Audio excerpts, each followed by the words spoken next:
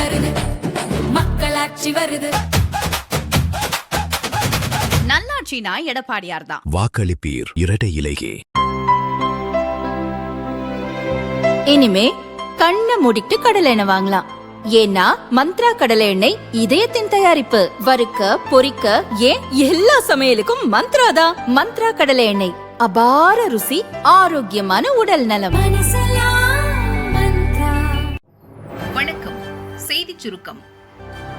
பிரதமர் மோடி தமிழகம் வருகை. நாகர்கோவிலில் இன்று பிரம்மாண்ட ரோடு ஷோ. தேசிய ஜனநாயக கூட்டணிகள் இடம்பெற்றுள்ள பாஜகவுக்கு கன்னியாகுமரியில் உள்ள 4 சட்டசபை தொகுதிகள் ஒதுக்கப்பட்டுள்ளன. அந்த வகையில் நாகர்கோவில், பத்மநாபபுரம், குளச்சல், விளவங்கோடு ஆகிய தொகுதிகளில் பாஜக நேரடியாக களம் காண்கிறது. அந்த தொகுதிகளின் பாஜக வேட்பாளர்கள் உட்பட கன்னியாகுமரி மாவட்ட தேசிய ஜனநாயக கூட்டணி வேட்பாளர்களை ஆதரித்து பிரதமர் மோடி இன்று நாகர்கோவிலில் பிரச்சாரம் செய்கிறார். கேரள மாநிலம் திருவனந்தபுரத்தில் இருந்து இன்று மாலை ஹெலிகாப்டரில் நாகர்கோவிலுக்கு வரும் மோடி அங்கு ரோடு ஷோ வாயிலாக பிரச்சாரம் செய்கிறார். பிரதமர் மோடியுடன் திறந்த ஜீப்பில் அதிமுக பொதுச் செயலாளர் பழனிசாமி, தமிழக பாஜக தலைவர் நயினார் நாகேந்திரன், முன்னாள் தலைவர் அண்ணாமலை மற்றும் வேட்பாளர்கள் செல்ல உள்ளனர். பிரதமரை வரவேற்க கன்னியாகுமரி மாவட்ட பாஜக நிர்வாகிகள், தொண்டர்கள் மற்றும் தென் மாவட்டங்களைச் சேர்ந்த பொதுமக்கள் தயாராகி வருகின்றனர். நாகர்கோவிலில் பிரதமர் மோடியின் ரோடு ஷோவை பிரம்மாண்டமான முறையில் நடத்திட பாஜக நிர்வாகிகள் ஏற்பாடுகள் செய்துள்ளனர். இதையடுத்து மீண்டும் வரும் 18ஆம் தேதி கோவையில் தேசிய ஜனநாயக கூட்டணி வேட்பாளர்களை ஆதரித்து பிரதமர் மோடி பிரச்சாரம் செய்கிறார். இதற்காக கோவை கொடிஷியா மைதானத்தில் பிரம்மாண்ட மேடை அமைக்கப்பட்டுள்ளது. ஆந்திரா பாணி அரசியல்லாம் ஓகே, ஆட்சியை பிடிக்க உழைக்கணுமே, நடக்கவே முடியாதான், 4 மைல் கடக்க ஆசையாம். நடிகர் விஜய் தமிழ் சினிமாவில் மாஸ் ஹீரோ ஆவதற்கு அவர் நடித்த கில்லி, போக்கிரி படங்களின் வெற்றி முக்கிய காரணமாக அமைந்தது. ஆனால் அவ்விரு படங்களின் திரைக்கதைகள் விஜய்க்காக எழுதப்பட்டவை அல்ல. தெலுங்கு நடிகர் மகேஷ் பாபு நடித்த ஒக்கடு, போக்கிரி படங்களின் தமிழ் ரீமேக்கில் தான் விஜய் நடித்திருந்தார். மகேஷ் பாபுவின் மாஸ் ஹீரோ பாணியை பின்பற்றியே விஜய் தனது படங்களில் நடித்து வந்தார். கடைசியாக அவர் நடித்த ஜனநாயகன் கூட தெலுங்கு நடிகர் பாலகிருஷ்ணா நடிப்பில் வெளியான பகவந்த் கேசரி படத்தின் ரீமேக் தான். சினிமா மட்டுமல்லாது தனது அரசியல் பயணத்திலும் நடை, உடை, பாவனை என எல்லாவற்றிலும் ஆந்திர அரசியல்வாதிகளை பின்பற்றி வருகிறார் விஜய். தாவேகாவை தொடங்கும் முன் அரசியல்வாதியாக விஜயின் தோற்றம் எப்படி இருக்க வேண்டும் என அவருக்கு நெருக்கமான வட்டத்தில் பெரும் விவாதமே நடந்தது. அதில் ஆந்திர மாநிலத்தின் முதல்வராக இருந்த ஜெகன்மோகன் ரெட்டியை பின்பற்ற வேண்டிய மாதிரியாக தேர்ந்தெடுத்தனர். அவரைப் போலவே வெள்ளைச்சட்டை, காக்கி பேண்ட் அணியலாம் என விஜய் முடிவு செய்தார். அதன்படி 2024 ஜூலையில் நடந்த மாணவர்களை சந்திக்கும் நிகழ்ச்சியிலிருந்து அரசியல் நிகழ்வுகள் அனைத்திலும் அந்த உடையில் விஜய் வலம் வர தொடங்கினார். இதற்கிடையே ஜெகன்மோகனை சந்தித்து அரசியல் தொடர்பாக விஜய் பேச்சு நடத்தினார். அப்போது ஆந்திர அரசியலில் அப்பா மறைவுக்கு பின் ஒய்எஸ்ஆர் காங்கிரஸ் கட்சி கிட்டத்தட்ட அழியும் நிலைக்கு வந்துவிட்டது. மக்கள் செல்வாக்கை பெற ஆந்திரா முழுக்க பஸ் யாத்திரை மேற்கொண்டேன், பல இடங்களில் நடைப்பயணமும் செய்தேன், அதேபோல் நீங்களும் செல்லுங்கள் என ஜெகன் அறிவுறுத்தினார். உடைக்கு ஓகே சொன்ன விஜய் நடைக்கு நோ சொல்லிவிட்டார். அந்த சமயத்தில் ஆந்திராவில் நடிகர் பவன் கல்யாண் தலைமையிலான ஜனசேனா கட்சியின் அரசியல் நகர்வுகள் விஜயை கவர்ந்தன. அரசியலை விட சினிமாவுக்கு முக்கியத்துவம் கொடுத்தாலும் அவரை காண வரும் கூட்டம் குறையவே இல்லை. ஒய்எஸ்ஆர் அரசின் தோல்விகளை மிக ஆழமாக எதிர்க்கட்சி தலைவர் சந்திரபாபு நாயுடு விமர்சித்தாலும் சினிமா நடையில் வசனங்களை அடுக்கி பவன் கல்யாண் செய்த விமர்சனம் ஆந்திராவில் தினந்தோறும் தலைப்புச் செய்திகளாயின. இதை உற்று நோக்கிய விஜய் பவன் கல்யாணின் சினிமா கலந்த அரசியலை தான் தன்னால் செய்ய முடியும் என நம்பினார். அவருடைய வியூக வகுப்பாளர் ஜான் ஆரோக்கியசாமியும் இதை செய்தாலே தமிழகத்தில் அரசியல் மாற்றத்தை ஏற்படுத்தலாம், ஏன் பெரும் புரட்சியே செய்யலாம் என அடித்துச் சொன்னார். அதன்படி பவன் கல்யாணின் பிரச்சார திட்டத்திலிருந்து குறிப்பு எடுக்கப்பட்டது. அதை அவ்வப்போது விஜயிடம் ஜான் கூறி வந்தார். அந்த குறிப்புகளின் மொத்த வடிவம்தான் தற்போது விஜயின் பிரச்சார திட்டம். திடீரென கண் கலங்குவது, ஆவேசமாக பேசுவது, வயதான பெண்களிடம் ஆசி வாங்குவது, குழந்தைகளை கொஞ்சி தோளில் ஏற்றிக்கொள்வது, அம்பு விடுவது, வேல் போன்ற குறிப்பிட்ட பரிசுகள் வாங்குவது, சைக்கிள் ஓட்டுவது என விஜய் செய்யும் எல்லாமே பவன் கல்யாண் ஏற்கனவே செயல்படுத்தியவை. இப்படி அனைத்திலும் தெலுங்கு நடிகர்களையும் அரசியல்வாதிகளையும் பின்பற்றும் விஜயால் அவர்கள் உழைப்பை பின்பற்ற முடியவில்லை. ஜெகன் நடந்தே முதல்வரானார். 2014 கட்சியை தொடங்கிய பவன் கல்யாண் 2024 தான் பதவியில் அமர்ந்தார். 10 ஆண்டுகள் கடுமையாக உழைத்தார். ஆனால் விஜய் எப்படி ஜெகனின் நடைத்திட்டத்திற்கு நோ சொன்னாரோ அதே போல வீட்டை விட்டு வெளியே வருவதற்கும் நோ சொல்கிறார். கட்சி தொடங்கிய போது கோட் பட ஷூட்டிங்கிலும் அதற்கு அடுத்த ஆண்டு ஜனநாயகன் படத்திலும் விஜய் பிஸியாக இருந்தார். இதனால் அரசியலையே வீட்டில் இருந்தபடி ஒர்க் ஃப்ரம் ஹோமாகத்தான் செய்தார் விஜய். போராட்டம் நடத்தி வந்த தூய்மை பணியாளர்களையும் வெள்ளத்தால் பாதிக்கப்பட்ட மக்களையும் தன் வீட்டுக்கு வரவழைத்து ஆறுதல் சொல்லி ஆதரவு கொடுத்தார். கட்சி தொடங்கிய முதல் ஓராண்டில் விக்கிரவாண்டி மாநாட்டுக்கு மட்டும்தான் அரசியல் ரீதியாக வெளியே வந்தார். தொடர்ந்து தமிழக அரசியல் வரலாற்றில் இதுவரை யாருமே செய்ய தயங்கும் பிரச்சார பயண உத்தியை விஜய் கையாண்டார். அதுதான் சனிக்கிழமை தோறும் பிரச்சாரத்துக்கு போகும் திட்டம். ஏற்கனவே ஒர்க் ஃப்ரம் ஹோம் அரசியல்வாதி என விமர்சனம் இருந்த நிலையில் இந்த திட்டத்துக்கு பின் வீக்கெண்ட் அரசியல்வாதி என கேலிக்கு உள்ளானார். வார நாட்களில் பிரச்சாரம் செய்தால் மக்கள் பாதிக்கப்படுவர், எனவேதான் விடுமுறை நாளான சனிக்கிழமை தோறும் பிரச்சாரம் செய்கிறேன் என விஜய் விளக்கம் அளித்தார். அவரது ரசிகர்களும் அதை ஏற்றுக்கொண்டனர். ஆனால் கரூர் சம்பவத்தால் விஜயின் வீக்கெண்ட் பயண திட்டம் நீடிக்கவில்லை. விஜய் தனது கட்சியை தொடங்கியது முதல் நேற்று வரை 802 நாட்கள் வெறும் 16 நாட்கள் தான் அரசியல் பிரச்சாரத்தில் ஈடுபட்டுள்ளார். தேர்தல் அறிவிப்பு வந்து 32 நாட்களில் 7 நாட்கள் தான் பிரச்சாரம் செய்துள்ளார். இதுபோக 2 முறை ஆர்ப்பாட்டம், கட்சி நிகழ்ச்சிகளுக்காக 4 நாட்கள், கிறிஸ்துமஸ் மற்றும் ரம்ஜானுக்கு தலா 2 நாட்கள் என மொத்தம் 10 நாட்கள் தான் அரசியல் ரீதியாக விஜய் வெளியே வந்துள்ளார். பிரச்சாரம் தவிர மற்ற அரசியல் நிகழ்ச்சிகள் அனைத்தும் சென்னை அல்லது அதன் சுற்றுவட்டார பகுதிகளில்தான் நடந்தன என்பது குறிப்பிடத்தக்கது. அத்துடன் நடிகை கீர்த்தி சுரேஷின் திருமணம், அவருடைய தலைப்பொங்கல் கொண்டாட்டம், தோழி த்ரிஷாவுடன் சென்னையில் ஒரு திருமண நிகழ்ச்சி, இயக்குனர் அட்லி மனைவியின் 2வது வளைகாப்பு என தனிப்பட்ட நிகழ்ச்சிகளுக்கும் டெல்லியில் நடந்த சிபிஐ விசாரணைக்கும் 4 நாட்கள் வெளியில் சென்று வந்திருக்கிறார். அரசியல் நிகழ்ச்சிக்காக தனது நீலாங்கரை வீட்டிலிருந்து காலையில் வெளியே வந்தால் அன்று மாலைக்குள் வீடு திரும்பிவிடும் வகையில்தான் விஜயின் பயண திட்டம் வடிவமைக்கப்படுகிறது. சமீபத்தில் நடந்த கன்னியாகுமரி பிரச்சாரத்தில் கூட நிகழ்ச்சி முடிய தாமதமானதால் அங்கேயே தங்க ஏற்பாடு செய்யப்பட்டது. ஆனால் வீட்டுக்கு கண்டிப்பாக திரும்ப வேண்டும் என்று திரும்பிவிட்டார். பவன் கல்யாண் ஆந்திராவில் தேர்தல் நெருக்கத்தின் போது தொடர்ச்சியாக பிரச்சாரம் செய்தார். ஆனால் தமிழகத்தில் தேர்தல் நடத்திய விதிகள் அமலுக்கு வந்த பின் 31 நாட்களில் வெறும் 6 நாட்கள் தான் விஜய் இதுவரை பிரச்சாரம் செய்துள்ளார். அதிலும் 2 நாட்கள் அவர் போட்டியிடும் சென்னை, பெரம்பூர் மற்றும் திருச்சி கிழக்கில் தான் பிரச்சாரம் நடந்தது. வீட்டில் இருப்பதை அதீதமாக விரும்புவதோடு பிரச்சாரத்தை விஜய் தவிர்ப்பதற்கு மேலும் ஒரு காரணம் இருப்பதாக விஷயம் அறிந்தவர்கள் கூறுகின்றனர். இது குறித்து அவர்கள் மேலும் கூறுவதாவது: தேர்தல் பிரச்சாரம் என்றால் பேச்சு மிக முக்கியம். விஜய் தீவிர அரசியலுக்கு வந்த பின் ஆங்கிலமும் தமிழும் கலந்துதான் பேசுகிறார். அதையும் மனப்பாடம் செய்து சினிமா வசனம் போல் பேசினால் நன்றாக இருக்கும். ஆனால் அடுத்தடுத்து பிரச்சாரம் இருப்பதால் விஜயால் முழுமையாக மனப்பாடம் செய்ய முடியவில்லை. புதுச்சேரி பிரச்சாரத்தின் போது பேப்பரை பார்த்து விஜய் வாசித்தது சமூக வலைத்தளங்களில் கேலிக்கு உள்ளாக்கப்பட்டது. இது அவருக்கே பிடிக்கவில்லை. எனவேதான் 3 நாளைக்கு ஒரு பிரச்சாரம் ஏற்பாடு செய்து அங்கு ஒரு முறை மட்டுமே பேசிவிட்டு மற்ற இடங்களில் ரோட் ஷோ நடத்துகிறார். ஆனால் 3 முறை நடந்த ரோட் ஷோவே தாவிக்க தொண்டர்களுக்கு சலிப்பை ஏற்படுத்திவிட்டது. எனவேதான் கடந்த 2 கூட்டங்களில் சைக்கிள் ஓட்டி புது ரூட்டில் பயணிக்க தொடங்கியுள்ளார். இதுவும் பவன் கல்யாணிடமிருந்து பெற்றுக்கொண்டதுதான். ஆனால் பவன் ஒவ்வொரு முறையும் கூட்டத்தில் இருப்போரிடம் இருந்து சாதாரண சைக்கிளை வாங்கி அதை ஓட்டி பிரச்சாரத்தில் ஈடுபட்டார். விஜய்க்கு சாதாரண சைக்கிள் ஓட்ட தெரியாது என்பதால் எங்கு போனாலும் சென்னையிலிருந்து புதிதாக வாங்கிய கியர் வகை சொகுசு சைக்கிளை கொண்டு செல்கிறார். இதன் விலையும் லட்சத்தை கடக்கும். இவ்வாறு அவர்கள் கூறுகின்றனர். ஆனால் தாவேகாவில் உள்ள விஜயின் முரட்டு பக்தர்கள் சிலர் அவரை விட்டுக் கொடுக்காமல் கூறியதாவது: ஒரு நாள் பிரச்சாரம் செய்தால் வெயிலின் தாக்கத்தால் அவருக்கு நீர்ச்சத்து குறைபாடு ஏற்படுகிறது. எனவே மறுநாள் ஓய்வு எடுக்க வேண்டிய நிலை வந்து விடுகிறது. அதாவது அடிக்கடி வெளியே வந்தால் அவரை யாரும் ஆர்வமாக வந்து பார்க்க மாட்டார்கள் என்பதுதான் இதன் பின்னணியில் ஒளிந்திருக்கும் சூட்சுமம். எப்படா விஜய் வெளியே வருவார், எப்ப அவரை பார்க்கலாம், அவர் பேசுவதை கேட்கலாம் என தொண்டர்கள் ஏங்க வேண்டும். அப்போதுதான் விஜய் மீதான ஈர்ப்பு தொண்டர்களுக்கு குறையாது. அவருடைய இந்த அணுகுமுறையை தொண்டர்கள் வரவேற்கின்றனர்.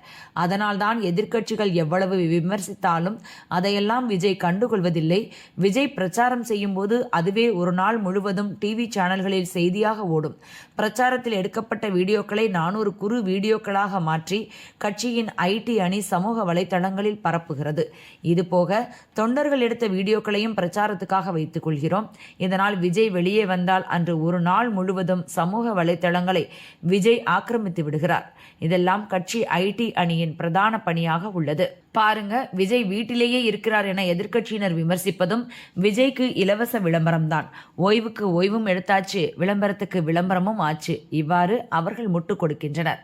வீட்டில் இருப்பதை இவ்வளவு தூரம் விஜய் விரும்புவதற்கு அவரது பழக்க வழக்கங்கள் தான் காரணம் என அது பற்றி அறிந்தவர்கள் கூறுகின்றனர். படப்பிடிப்பு நாள் தவிர வீட்டில் இருக்கும் சாதாரண நாட்களில் சினிமா இணைய தொடர்களை விஜய் அதிகமாக பார்ப்பார். அதையேதான் தேர்தல் நெருக்கடிக்கு இடையிலும் விஜய் செய்கிறார். ஒரு நாளைக்கு 10 மணி நேரம் வரை இணைய தொடர்கள், யூடியூப், இன்ஸ்டாகிராம் பார்ப்பதையே வழக்கமாக வைத்திருக்கிறார். தூக்கத்துக்கும் அதிக நேரம் ஒதுக்குவார். இது போக மிச்சமிருக்கும் நேரத்தை தான் அரசியலுக்கு விஜய் ஒதுக்குகிறார். தற்போது தேர்தல் களத்தில் நிற்கும் முதல்வர் ஸ்டாலின், எதிர்க்கட்சித் தலைவர் பழனிசாமி, நாம் தமிழர் கட்சி ஒருங்கிணைப்பாளர் சீமான் உள்ளிட்டோர் மாநிலத்தின் அனைத்து பகுதிகளிலும் தொடர்ந்து பிரச்சாரம் செய்து வருகின்றனர். ஆனால் கட்சி தொடங்கி 2 ஆண்டுகளில் வெறும் 20 மாவட்டங்களுக்கு மட்டும் அனுமதி பெற்று 30க்கும் குறைவான சட்டசபை தொகுதிகளுக்கு தான் விஜய் இதுவரை சென்று திரும்பியிருக்கிறார். இதுவே சாதனைதான் என்று அக்கட்சி தொண்டர்கள் சந்தோஷப்பட்டுக் கொள்கின்றனர். பங்காளிங்க 2 பட்டா பகையாளிக்கு கொண்டாட்டம், பத்த வச்சுட்டியே பரட்ட. சட்டசபை தேர்தலில் தருமபுரி, விருத்தாச்சலம், சேலம் மேற்கு, போளூர் ஆகிய 4 தொகுதிகளில் பாமகவும் தேமுதிகவும் நேருக்கு நேர் மோதுகின்றன. தருமபுரியில் பாமக தலைவர் அன்புமணி மனைவி சௌமியாவை எதிர்த்து தேமுதிக சார்பில் இளங்கோவன் போட்டியிடுகிறார். கடந்த 4ஆம் தேதி சென்னை பெரம்பூரில் பிரச்சாரம் செய்த அன்புமணி, ஊழல் திமுகவை ஒழிக்க வேண்டும், அப்புறப்படுத்த வேண்டும் என்ற ஒரே நோக்கத்திற்காக தேமுதிகவை விஜயகாந்த் துவக்கினார். ஆனால் இன்று பிரேமலதா திமுகவுடன் கூட்டணி அமைத்துள்ளார். இதை விஜயகாந்தின் ஆன்மா மன்னிக்காது. இது பெரும் துரோகம். தேமுதிக வந்தவுடன் 10 தொகுதிகளை திமுக கொடுக்கிறது. ஆனால் 2019 இருந்து திமுகவுடன் இருக்கும் விசிகவுக்கு 8 தொகுதிகள் தான் என்றார். அதேபோல் விருத்தாச்சலத்தில் பேசிய போது, திருமாவளவனும் நானும் கடந்த காலங்களில் இணைந்து செயல்பட்டோம். திமுகவினர் சூழ்ச்சி செய்து எங்களை பிரித்து விட்டனர். பிரச்சார கூட்டத்தில் திருமாவளவனை அவமதிக்கும் விதத்தில் பிரேமலதா நடந்து கொண்டார்.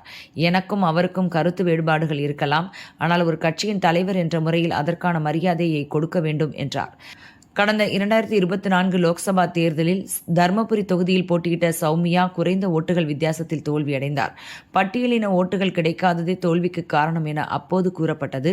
எனவே இந்த தேர்தலில் பாமக போட்டியிடும் தொகுதிகளில், குறிப்பாக தர்மபுரியில் பட்டியலின ஓட்டுகளை ஈர்க்கவும் தேமுதிகவுக்கு செல்வதை தடுக்கும் வகையில் பிரேமலதாவை விமர்சித்தும் திருமாவளவனை புகழ்ந்தும் அன்புமணி பேசி வருவதாக அரசியல் வட்டாரங்களில் பேச்சு எழுந்துள்ளது. ஏற்கனவே திமுக கூட்டணி கட்சிகளின் நடவடிக்கையால் கடுப்பில் உள்ள விசிகவினர் திடீரென எதிரணி பக்கம் சாய்ந்துவிட்டால் என்ன செய்வது என திமுக தலைமை பீதியடைந்துள்ளதாம். இது தொடர்பாக திருமாவளவனிடம் மூத்த அமைச்சர்கள் தொடர்பு கொண்டு பேச திட்டமிட்டுள்ளதாகவும் தகவல் வெளியாகியுள்ளது. நீட் தேர்வை ரத்து செய்ய பேனா தேடும் குட்டி ஸ்டாலின், உதயநிதியை விழுத்த தினகரன். தமிழக சட்டசபை தேர்தலில் அதிமுக, பாஜக இடம்பெற்றுள்ள தேசிய ஜனநாயக கூட்டணிகள் தினகரனின் அம்மா மக்கள் முன்னேற்றக் கழகமும் இடம்பெற்றுள்ளது. அந்த கட்சி மொத்தம் 11 இடங்களில் போட்டியிடுகிறது. இந்நிலையில் தஞ்சாவூரில் தேசிய ஜனநாயக கூட்டணி வேட்பாளர்களை ஆதரித்து அமமுக பொதுச் செயலாளர் டிடிவி தினகரன் பிரச்சாரம் செய்தார். திமுக திறந்துவிட்டது என நம்பி கடந்த தேர்தலில் மக்கள் ஓட்டு போட்டு ஆட்சியில் அமர்த்தினர். ஆனால் திமுக திறந்தவே இல்லை. ஒரு குடும்பம் மட்டுமே இந்த ஆட்சியில் பலன் பெற்றுள்ளது. அனைத்து துறைகளிலும் ஊழல் நடந்து ஒரு குடும்பத்துக்கே பணமாக செல்கிறது. திமுக ஆட்சிக்கு வந்தவுடன் நீட் தேர்வை ரத்து செய்வோம் என குட்டி ஸ்டாலின் உதயநிதி சொன்னார். ஆனால் இதுவரை ரத்து செய்யவில்லை. கையெழுத்து போடுவதற்காக இன்னமும் பேனாவை தேடிக் கொண்டிருக்கிறார் போலிருக்கிறது. இளைஞர்களுக்கு வேலைவாய்ப்பு உருவாக்கி தருவதாக சொன்னார்கள். ஆனால் இளைஞர்கள் வேலையில்லாமல் போதைக்கு அடிமையாகி கூலிப்படையாக மாறி உள்ளனர் என தினகரன் குற்றம் சாட்டினார். அமைச்சர் காலில் இரத்த காயம், திமுக தேர்தல் அலுவலகம் வெறிச், சகுனம் பார்க்கும் பகுத்தறிவு பகலவன்கள். தருமபுரி மாவட்டம் அரூர் தொகுதிக்கு உட்பட்ட கச்சேரிமேட்டில் அமைச்சர் ஏவா வேலு திமுக தேர்தல் அலுவலகத்தை கடந்த 9ஆம் தேதி ரிப்பன் வெட்டி திறந்து வைத்தார். பின் அருகில் இருந்த நகர செயலாளர் முல்லை ரவியிடம் கத்திரிக்கோலை வேலு வழங்கிய போது அதை முல்லை ரவி தவறவிட்டார். கத்திரிக்கோள் அமைச்சர் வேலுவின் இடது காலில் விழுந்து அவருக்கு இரத்த காயம் ஏற்பட்டது. தேர்தல் அலுவலகம் திறப்பு விழாவின் போது அதை திறந்து வைத்த அமைச்சரின் காலில் காயம் ஏற்பட்டு ரத்தம் வழிந்ததை திமுகவினர் அபசகுணமாக கருதுகின்றனர். இதனால் திறப்பு விழாவுக்கு பின் குறிப்பிட்ட அந்த அலுவலகத்திற்கு கட்சி நிர்வாகிகள், தொண்டர்கள் யாரும் வருவதில்லை. இன்னும் 1 வாரத்தில் தேர்தல் பிரச்சாரமே ஓய்ந்துவிடும் என்ற நிலையில் அமைச்சர் திறந்து வைத்த திமுக தேர்தல் அலுவலகம் கேட்பாரற்று வெறிச்சோடி கிடக்கிறது. இது குறித்து திமுக நிர்வாகிகள் கூறுகையில், அமைச்சர் காலில் கத்திரிக்கோளால் ஏற்பட்ட இரத்த காயத்தை திமுக நிர்வாகிகள் அபசகுணமாக நினைக்கின்றனர். தேர்தல் அலுவலகம் திறக்கப்பட்டு 5 நாட்களுக்கு மேலாகியும் வேட்பாளர் சண்முகம், திமுக மற்றும் கூட்டணி கட்சி நிர்வாகிகள், தொண்டர்கள் என யாரும் தேர்தல் அலுவலகத்திற்கு வருவதில்லை. பெயரளவிற்கு காலையில் திறக்கப்பட்டு பின் மாலையில் நுழைவாயில் இரும்பு கம்பியை கொண்டு தடுக்கப்படுகிறது. கட்சியினர் யாரும் வராததால் தேர்தல் அலுவலகம் வெறிச்சோடியுள்ளது என்றனர். மூட நம்பிக்கைகளுக்கு எதிரான கட்சி, கடவுள் மறுப்பு கொள்கையை கடைபிடிக்கும் திகாவின் குழந்தை என திமுகவை பற்றி அக்கட்சியினர் பெருமையாக கூறுவது வழக்கம். அப்படிப்பட்ட திமுகவினரே சகுனம் பார்ப்பது வேடிக்கையாக உள்ளது. இவர்கள் ஊருக்குத்தான் உபதேசம் செய்வர் போல என அப்பகுதி மக்கள் கேலி பேசி வருகின்றனர். ஆட்சிகள் பங்கு கேட்டதால் காங்கிரஸ் எம்பிக்கு அவமரியாதை. கூட்டணி வேட்பாளரை ஆட்டி வைக்கும் திமுக. திமுகவிடம் ஆட்சிகள் பங்கு வேண்டும் என சர்ச்சையை ஏற்படுத்திய விருதுநகர் காங்கிரஸ் எம்பி மாணிக்கம் தாகூரை திமுக தொடர்ந்து புறக்கணித்து வருகிறது. ஸ்டாலினின் விருதுநகர் தேர்தல் பிரச்சார கூட்டத்திற்கு அவர் அழைக்கப்படவில்லை. இருப்பினும் விருதுநகர் மாவட்டத்தில் உள்ள 6 தொகுதிகளிலும் திமுக கூட்டணி வேட்பாளர்களுக்கு தேர்தல் பணியாற்றும்படி தன் ஆதரவாளர்களுக்கு மாணிக்கம் தாகூர் உத்தரவிட்டுள்ளார். ஆனால் சிவகாசி தொகுதி காங்கிரஸ் வேட்பாளர் அசோகன் தரப்பு மாணிக்கம் தாகூர் ஆதரவாளர்களை புறக்கணித்து வருகிறது. தொகுதி தேர்தல் தலைமை அலுவலகத்தில் மாணிக்கம் தாகூர் படம், பெயர், பேனர்களில் இடம்பெறுவதில்லை. திமுகவின் உத்தரவுப்படி அசோகன் தரப்பு செயல்படுவதாக காங்கிரஸ் தொண்டர்கள் அதிருப்தியடைந்துள்ளனர். இதுகுறித்து கட்சி மேலிடத்திற்கு புகாரும் அனுப்பியுள்ளனர். நீண்ட காலமாக திமுக கூட்டணிகள் காங்கிரஸ் அங்கம் வகிக்கிறது. திமுக தனி மெஜாரிட்டி பெறாத காலத்திலும் காங்கிரஸ் தயவால் தான் ஆட்சி செய்ய முடிந்தது. அப்படி இருக்கையில் மாணிக்கம் தாகூர் எங்களுக்கான உரிமையை தான் கேட்டார். ஆனால் திமுக தலைமை அவரை திட்டமிட்டு புறக்கணிக்கிறது. கூட்டணி தர்மத்தை மீறி எங்கள் வேட்பாளரை தங்கள் இஷ்டப்படி ஆட்டி வைக்கிறது. எனவேதான் இது பற்றி காங்கிரஸ் தலைமைக்கு புகார் தெரிவித்துள்ளோம். எங்கள் மனவேதனையை புரிந்து கட்சி தலைமை உரிய நடவடிக்கை எடுக்க வேண்டும் என தாகூர் ஆதரவாளர்கள் கூறினர். அதிபர் டிரம்ப் பிரதமர் மோடி பேச்சு 40 நிமிடம் நீடித்த ஆலோசனை. மேற்காசிய நாடான ஈரான் மீது அமெரிக்காவும் இஸ்ரேலும் இணைந்து கடந்த பிப்ரவரி 28ஆம் தேதி முதல் போர் தொடுத்து வருகின்றன. உலக நாடுகளின் வலியுறுத்தத்தை தொடர்ந்து தற்காலிகமாக 2 வார போர் நிறுத்தம் அறிவிக்கப்பட்டுள்ளது. இதற்கிடையே அமெரிக்கா மற்றும் ஈரான் இடையே நம் அண்டை நாடான பாகிஸ்தானில் சமீபத்தில் பேச்சு நடந்தது. தொடர்ந்து 21 மணி நேரம் நடந்த பேச்சு எவ்வித உடன்பாடும் எட்டப்படாமல் தோல்வியில் முடிந்தது. இதைத் தொடர்ந்து ஹார்முஸ் ஜலசந்தி வழியாக கப்பல்கள் செல்வதற்கு அமெரிக்கா தடை விதித்துள்ளது. இந்நிலையில் போர் நிறுத்த நடவடிக்கைக்கு பிறகு இந்த விவகாரம் குறித்து அதிபர் டிரம்ப், பிரதமர் மோடி இருவரும் தொலைபேசியில் 40 நிமிடம் ஆலோசனை நடத்தினர். போர் நிறுத்தம் அமலுக்கு வந்த பிறகு இரு தலைவர்களும் ஆலோசனை நடத்துவது இதுவே முதல் முறையாகும். அப்போது இந்திய மக்கள் உங்களை விரும்புவதாக டிரம்பிடம் மோடி தெரிவித்துள்ளார். இது தொடர்பாக இந்தியாவுக்கான அமெரிக்க தூதர் சர்ஜியா கோர் கூறியதாவது: சில நிமிடங்களுக்கு முன்பு இரு தலைவர்களும் தொலைபேசியில் பேசினர். தகவல்களை தொடர்ந்து பிரதமர் மோடியிடம் டிரம்ப் பரிமாறி வருகிறார். இருவரும் ஈரான் போர் மற்றும் வர்த்தகம் குறித்து விவாதித்தனர் என தெரிவித்துள்ளார்.